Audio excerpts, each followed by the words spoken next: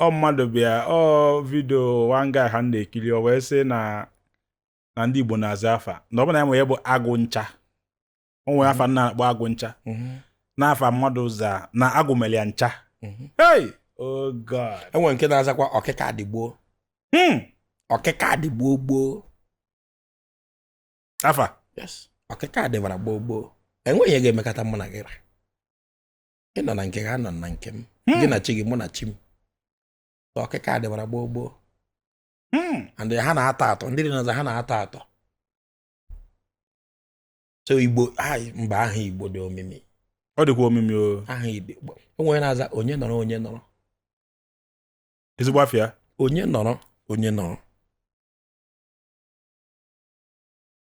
ịnọgide ịfụ onye nọrọ onye nọrọ ịnọkwute ịfụ enwe ndị nọgidere n'ọkwa ịfụ dị renovations ị na-afụ na Anambra State na infrastructure and all that enwe ndị anọkwuteghị ya yes enwe ndị nọgidere na-eme gịnị onye nọrọ onye nọrọ mmiri enwere ose nọ ibiriga ndụ ịfụrụ gị ihe na o nwere ike na ọ bụ na ị ga-ebi 60 years old o nwere ike abịa n'ogide ebe enu gị ọkpa ma ọ bụ ịda stroke because ịbịa nnọte aka ịfụtakwa ihe aka Igbo esika enwe ife a na-akpọ ite ọgbọ ite ọgbọ is age grade nke dịkụ nsem ya nachina and kedu ụlọ ọba thank you ite ọgbọ is to identify like anyị katọrọ ọgbọ na anyị na-eto ọgbọ every 3 years enwe ndị tere ọgbọ last a na-akpọ ofu obi age grade now ito ha n'ọgbọ iburugo ezigbo onye obodo ịchịbago oke because obodo chọọ iwe oke na a ga-ewe n'ọgbọ like ịbịa na be now I think ndị fọrọnụ the old days anyị nwere na-abụ Chukwunonye age grade Chukwunonye a na-agwa gị na-agọzi 110 115 years old mmadụ ka nọ 100 ndị anyị nwere mmadụ na-aba I think nwere onye nkụzi onye nkụzi somebody ma Christian Dike na Yoruba na Canada test and see na Montreal Canada test and see kitchen mpịa onye nkụzi aka na ndụ na Yoruba ọ dị ka Chukwu na age grade so Chukwu na onye ahụ dị ka ọha atụrụ onye achọ na nke onye achọ na ntọrọ ha then abata na omenwa age grade from omenwa abata na agha nyere uche agha nyere uche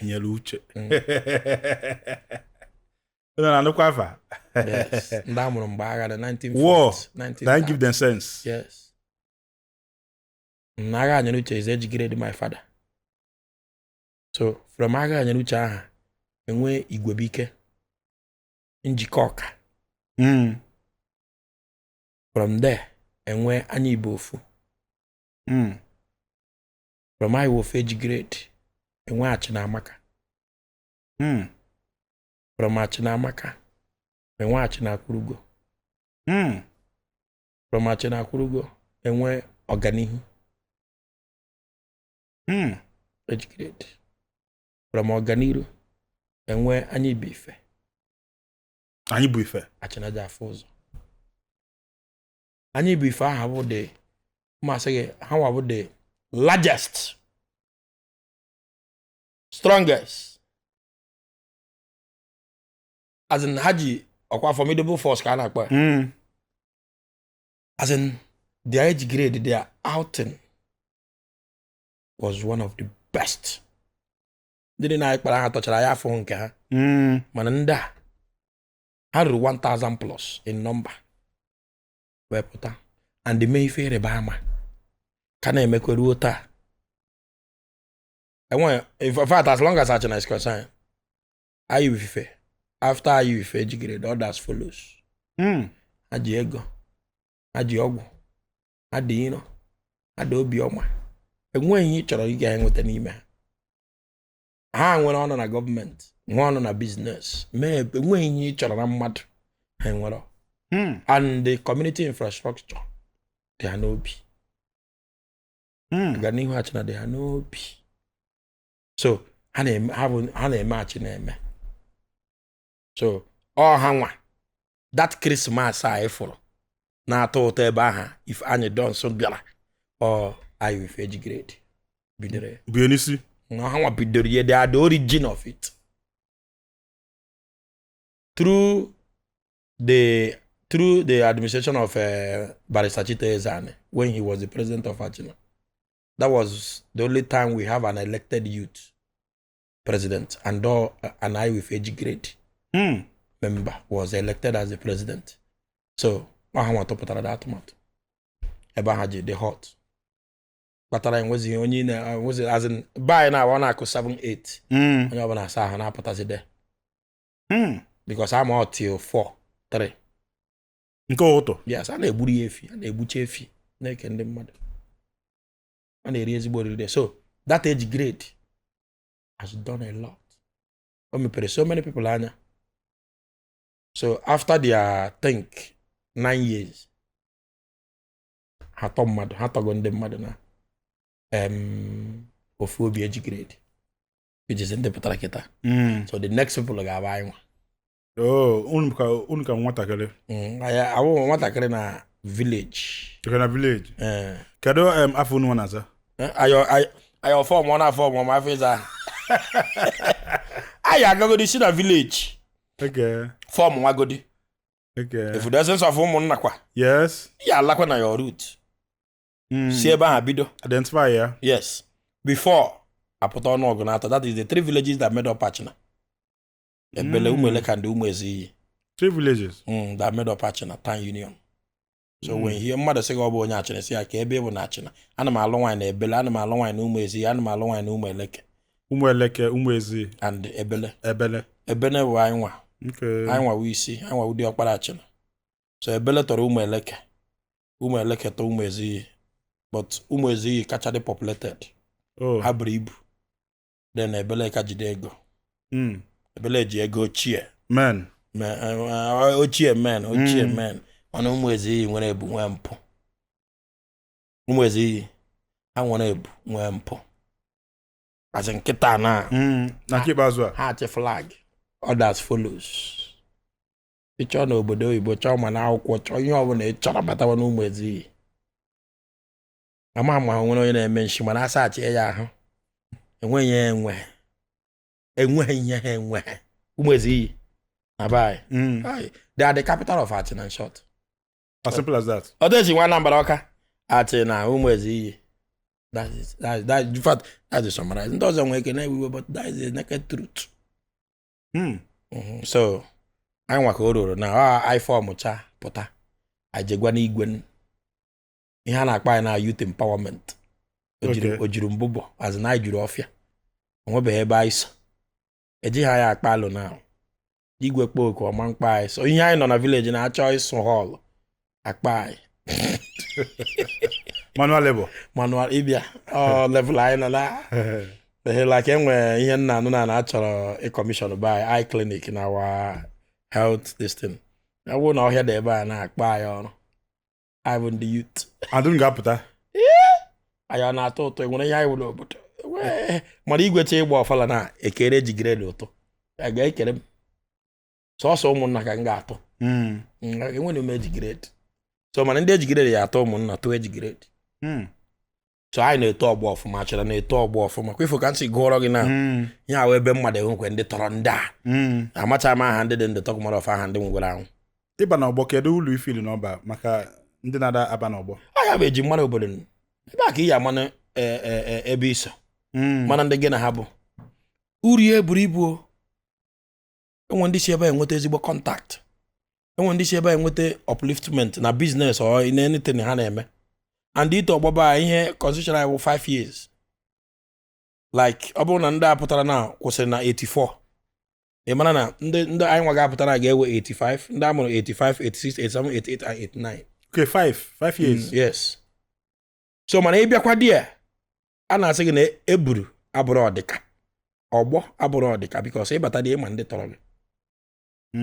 Like n'ime from 85 to 89 ya mkpọrọ gị na abata dị ndị a mụrụ 85 mụ nwa ha, ndị 86 mụ nwa ha, 87 mụ nwa ha, 88 mụ nwa ha, 89 mụ nwa ha. So abịa nọ na No, onye 89 na-ama na ndị akwụkwọ senior brother. But ha niile bụ Ofu ọgbọ. ofu ọgbọ. Age grade. Age grade. Ọ akweghị grade. Grade. A grade ihe grade. Grade ihe grade. Na the same age. So anyị na-eto ọgbọ ọfụma. Ụmụ ife a ka eji wee masị alụ ndị Igbo. And ya mee nji wee bịa sị gị ka ị nọnyela ya tata ka anyị kwuo nya bụ ife because ama m na ịbụ onye ife omenala na-amasị ife Igbo na-amasị. And ị na-emekwu ife onyonyo ị na-asụ Igbo na-asụkwu ya ọfụma na-asụ ya bụ agụata ọfụma na-asụ chachi na ike na-asụ edu na nchịkọta enwefe na-akpọ take your time enwe ike ọ bụ na enwe ife anyị na-ajụrụ ịchọ ka ịkpatụ aka ma ọ bụ nwee nke ikwu bụ ịchọkwa ka ị emphasize ya on ma ọ na ị nwekwara ekene ma ọ bụ na ị nwere onye gịnị ya onye chọọ ịnyọchalụ onyonyo amambeda ma unu amụfe bụ inye onyonyo mba ndị mụ na ha ji okwu na bụ ndị Agalaezechukwu. Okay. Agalaezechukwu is a town dị na Agụata le local government secretariat la Agalaezechukwu. So ha nụgodi ya now because ọ ya ebido very soon. Onye ọbụla bụ onye Agalaezechukwu ga-eme ntị mụ na unu nwere mmata serious mmata and ọ bụrụ na ha react so fast ama ekwu ihe ga-abụ nkwucha ya hapụzie na ebe nna ama ebe nọ ebe m ga-anọ ma nkwucha dị okwu hapụzie nọ. Ịdị aware? Yes. Mana Agalaezechukwu they should wait for me. Na nke ọma kọ na nke ọjọọ. Ha chere m na ọ bụrụ na ha emeghe maka asị ihe ọjọọ gbaa afọ ọ bụrụ omenala and because ihe njikwa ihe ha hapụrụ omenala menwe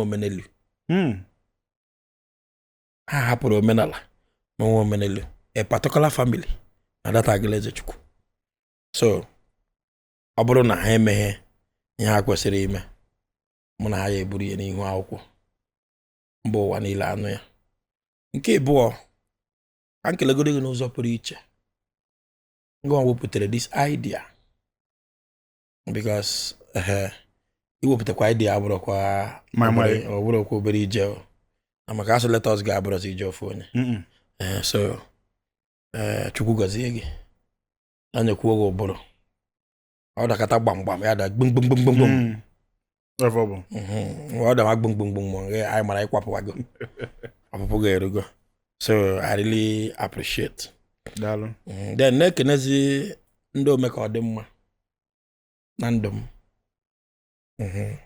ka nkene gị egbe ekele gị na ndị gbam kenekwuo gị na ndị ome ka ọ dị mma because mgbe ịfụrụ nke nwanne gị na-eme si ya bịa. Yes. Nwekwere ihe ọzọ money is not everything. Yes. Mana ịhụ nke nwanne gị na-eme and ịma na ọ ma eme ya kwere na ọ ma eme ya enwekwe love ka ya. Yes. Mana ihe I describe as love ya ọ naghị enye m ego o nwego ego ọ na-enye m 1 naira kamgbe m ji mara onye tụbe m 1 naira. Yes. Enyemekwa gị ego ahụ ya nwere ebe a ga-enyere gị so ọ na-eyuzu akara aka gị nwebukwa ihe ọ bụ mgbe ije na m ego a na-arị so ha na-eyuzu egokwe dị akara aka. So I want to thank you. We have done a lot.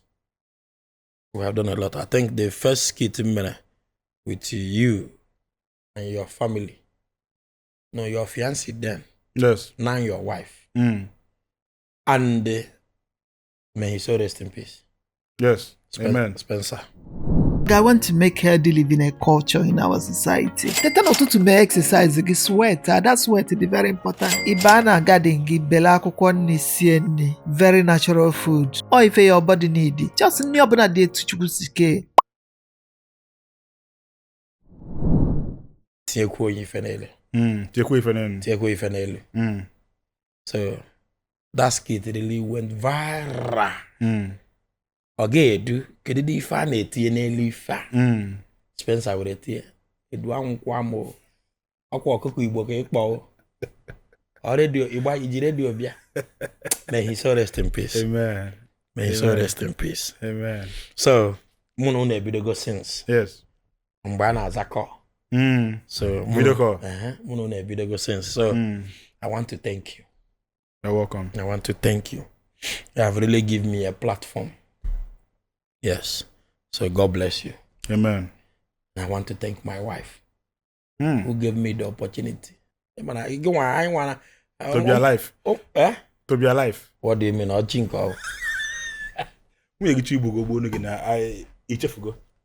By nni na. Metene ya ọ ga-eji gbu. We should thank our wife for him not to be alive. For accepting to marry us. Okay. Ọ dịghị easy. I back in 2427. Yes. After here, other engagement. Yes. Other meetings. Yes. So for them to accept to marry us, ọ dịghị easy. Ana m eto ha ike. So my wife, Adauku na Ada dị ọra mma. Lawless Chinedu. God bless you. God bless you. Amen. For accepting to marry Jegede. Yes. Man, I na-eche no. Mgbe ị nọ na microphone, man. Yes, yes. Mgbe ọ na-ikoli akpa. Yes. Ana m eje ebe a. All movement. Ana m eje ebe a. All Ana m movement. eje ebe a. Ana m eje ebe a. So, ọ dịrị easy. Na-ekenezi the crews, the cast and crew of this BAM. Daalụ. Yes. Daalụ. Chineke ya edeme ha. Daalụ. Maka na aka mere azụ ọgba nkụrụ. Yes. All my supporters, ndị ọga m niile, ndị ome ka ọ dị mma, ndị na-agbara nkerezi na lamp. Aga m akpọ ole gara ole. Ma m kpọwa afọ ha erika. Bakali. Erika. Ma ebido na ome mma. Oke ọha ahụ dị mma. Ka ma ebido na Malachi, ka ma ebido na The Santos, ka ma ebido na Akajugo Pactonia, ka ma ebido na Emeka Otu Igba, ka ma ebido na Obieli Family, ka ma ebido na Ife dị ọra mma na ala Achịna. Ebe m ga-ebido. Where you live? Ka ma ebido na Ask Small Boy. Olee onye mma ha kpọgara ibe ya. Ndị na-eme ekishọ na ọ na-aga. Ka ma ebido na Okwute Ụmụuchu. Ka ma ebido na Imex Aluminium, onye ụbọchị izizi. Ebe m ga-ebido. Ka ma ebido na Chuki GSS, nwanne nke m. Chimereze na ala Achịna, nwanne m, ezigbo nwanne m. Ka m ebido na Chido Pet, ọchị na nwata. Ka m ebido na Mega Agụata, bụ Dr. Chibeze Afọbụike. Kedu ebe m ga-ebido? Mmadụ ka nkụ, mmadụ ka ndị nchetara ndị m echeta. Ka m ebido na Ojiefi Omeọgọ, Adanọfịa na Ụmụnri. Kedu ebe m ga-ebido? Aka nkụ. Ka m ebido na nwa Chimereze na nwa Chidemere na New York. Yes, Ozeda Amaka. Aka mmadụ arịka. So Chukwu gọzie onye ọwụna ndị nchetara ndị m echeta. Chukwu gọzie ha. Then nke isi ma enwere ihe ịjụ m kwesịrị ikwu. Mgbe anyị na-ajụ m maka ụmụnna anyị mere nke kpatụrụ m aka na diọkpara. Okay. Diọkpara ịma fundamental problem enwere n'ala Igbo diọkpara. True of us. Ị gaghị ekweta maka iwu diọkpara. Abụghị ndị ọkpara nọ na diọkpara anyị nwụ mbụza diọkpara. Ọ nọchiri obi ka ewu. Mana adịmala ike ịnala ya ife amụnyere ya na ya. Mana ọ mụtara nwa. Ọ mụtara. Ọnụrụ dị nwaanyị. Ewu diọkpara by virtue. Yes. By situation. Diọkpara ga-enwe ishi. Ewu useless diọkpara. God bless you. Na asị anyị na onye kọghị ọnụ mgbe asị ya God bless you. God bless you. Akwụkwọ akịta enwekwe ka ya akọghị sị nwoke ka ihe ikwudiri ebe kọkere ya ọfụma. So ị na-ala village ọ bụrụ ụta. You are not born to be diọkpara. So I accepted. Mana chike na ọzọ anyị kwuru ka mara ma ọ ga-abata gị ahụ. Enwere mmọnwụ, enwere nnukwu mmọnwụ. Abịa na real estate business n'obodo Nigeria. Pine Leaf Estates and Properties bụ nnukwu mmanwụ. Pine Leaf Estates bụ ijele.